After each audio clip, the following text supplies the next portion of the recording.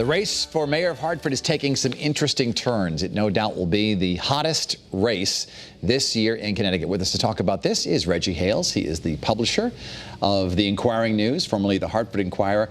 I know we had said that Rebecca Lurie was going to join us from the Hartford Current, but at the last moment she was unable to with us. Reggie, good to see you here in the program. Thanks for having me. So let's talk about this race, because last time it was basically just Luke Bronin against Mayor Segarra. This year we have a six-way race. What are people saying about it?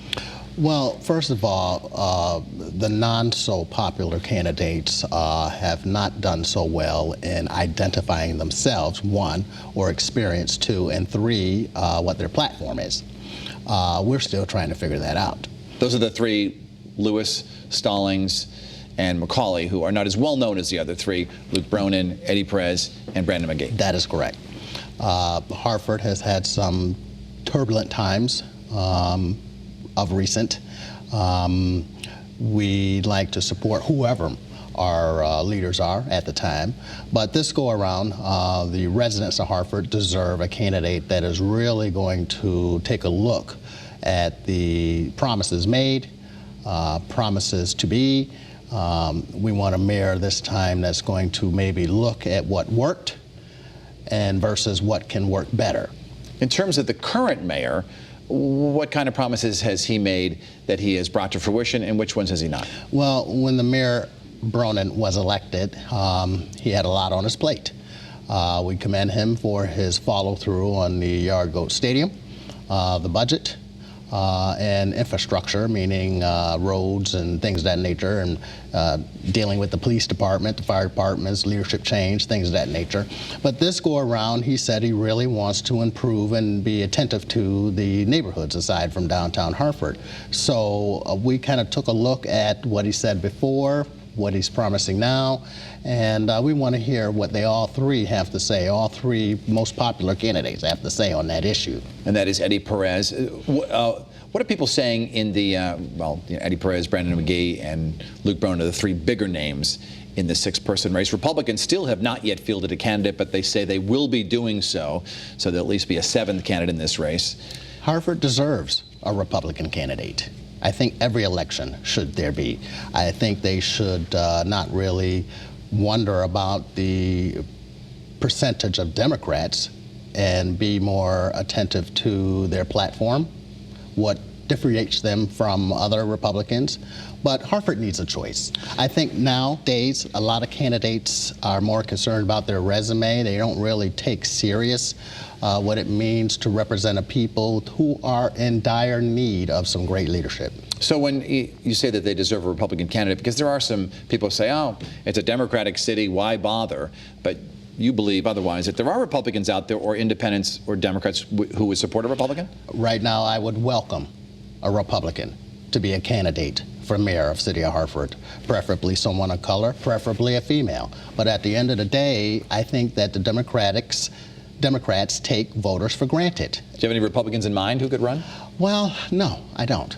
I'd like to see some come forward, push themselves, create an agenda, rally up some support, get away from this what a Republican means and what a Democrat means, and really become a platform for change. Let's talk about some of the other candidates in the race. Representative Brandon McGee, state representative, who is now running for mayor. What are people saying about him?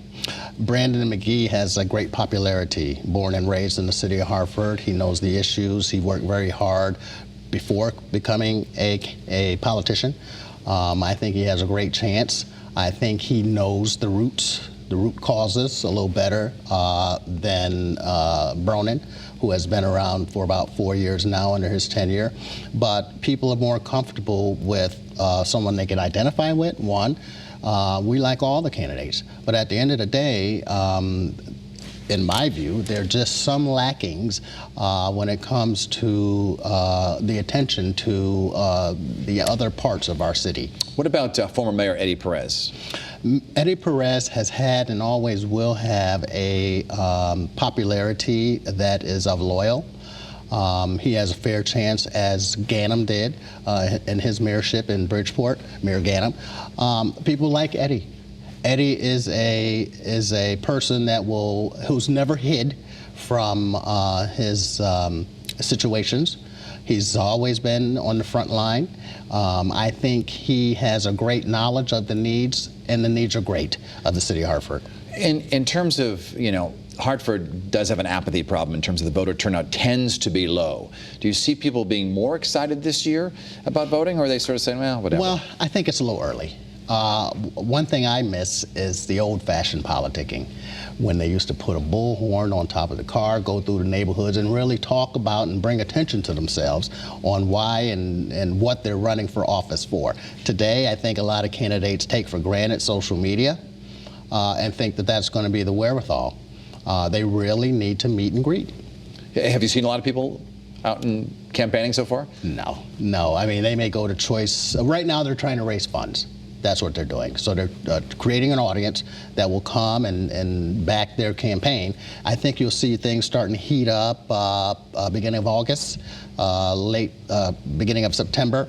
The road show will really have to be something different this go around to win the mayorship of Hartford. And I think whoever the leader of the next leader of Hartford should really listen this time around to the folks of all neighborhoods, not just a privileged few. We have some fascinating insight. Of course, the first debate is this Tuesday, and that's going to be held at the Connecticut Historical Society. Will you be there watching it and covering it? Of course. I'm trying to get them one-on-one myself. I want to get them all three. I want to put them in a comfortable atmosphere, and let's really, really get down to maybe some uncomfortable questions.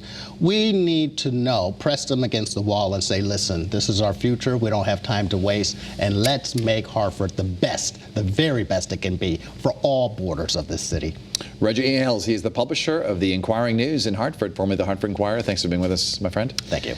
When we come back, we'll talk about the Doulos case with Ryan McGuigan, who has really some unique perspective on this case because he's a former prosecutor and currently a defense attorney. We welcome your comments right now on social media. You can find me on Instagram, Facebook, or Twitter.